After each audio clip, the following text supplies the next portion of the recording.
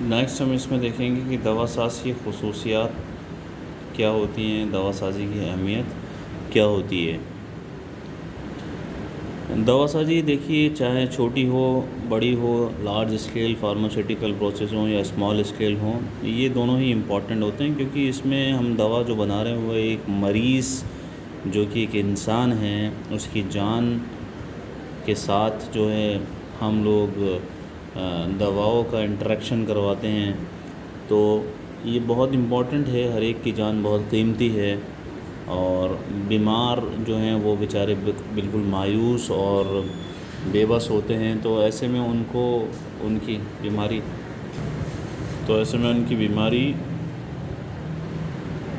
کے لیے دوا صحیح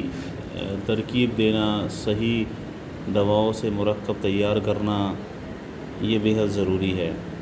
دوا سازی جو ہے ایک ذمہ داری، جسے بولتے ہیں فارمیسی کے اندر جو فارماسسٹ ہوتا ہے، اس کی ایک بہت بڑی ذمہ داری والا کام ہے، کیونکہ دوا ساز اگر قرابادین کے جو اصلی نسخے ہیں اس کے حساب سے قرابادین کے اصلی اجزاء نہیں ڈالے، قرابادین کے نسخے سے حساب سے اگر دوا تیار نہ کرے، یا اس کے اندر پوری اجزاء نہ ڈالے اور اصلی اجزاء نہ ڈالے، جو وزن دواؤں کا نسخے میں لکھا ہے وہ اس کو ڈال کر تیار نہ کرے، یا طبیب کے نسخے کے مطابق عمدہ اور صاف اصلی دوا مریض کو نہ دے، تو ظاہر ہے کہ ایسی دوا سے مرض میں فائدہ ہونے کی بجائے نقصان پہنچے گا۔ کئی بار جو ہے ایسی غلطیاں کر دیتے ہیں دوا ساز جو ہے فارماسسٹ کی، مریض کو فائدہ ہونے کی بجائے اس کی موت بھی ہو جاتی ہے۔ یہ بے حد ضروری ہے، یہ صفات میں ہمیں جاننا، اور یہ ایگزامینیشن پوائنٹ آف ویو سے بھی چند کیریکٹرسٹکس ہیں، بہت کامن سی ہیں، لیکن ان کو ذہن میں رکھنا بے حد ضروری ہے کہ ہاں، ہمیں نسخے کو فالو کرنا ہے، ہمیں صحیح اجزاء ڈالنا ہے، ہمیں دوا کی ترکیب جو ہے وہ صحیح طریقے سے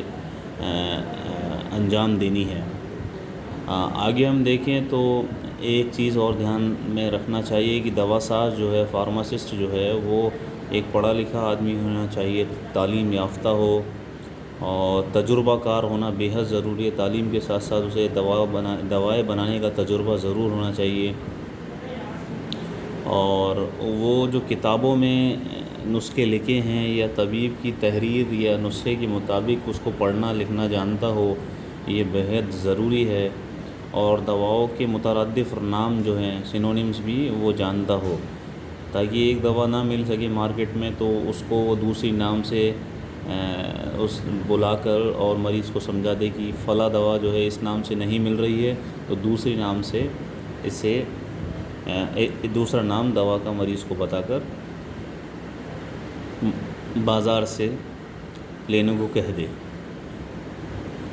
اس کے علاوہ کہ تھوڑا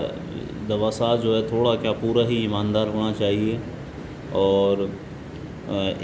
انسانی جان کی قدر و قیمت کو سمجھنے والا چاہیے، اللہ کا خوف، خدا کا خوف دل میں ہونا چاہیے،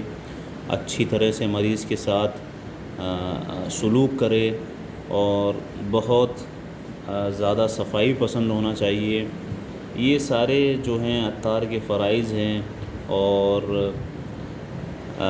یہ بے حد ضروری ہیں جو ایک عطار میں موجود ہونے چاہیے، ایک دوا ساز میں موجود ہونا چاہیے۔ اور جب یہ عطار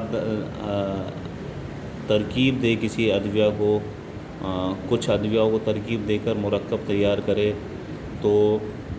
ڈھنگ سے مریض کو سمجھائے، ان دواؤں کے اوپر جو مریض کو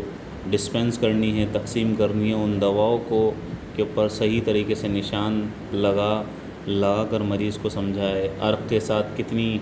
دوا لینی ہے، عرق کتنا لینا ہے، صبح شام لینی ہے، خالی پیٹ لینی ہے، کھانے کے بعد لینی ہے،